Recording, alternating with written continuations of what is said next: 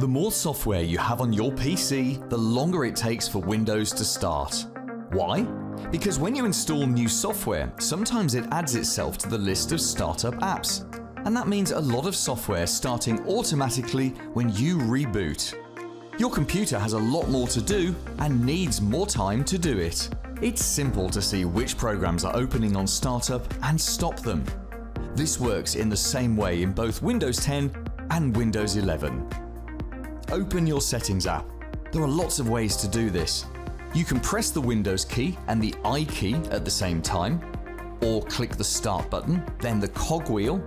Also in the Start menu, you can look for the word Settings, and you can go to the search bar and type Settings. Once you're in Settings, go to Apps, then Startup.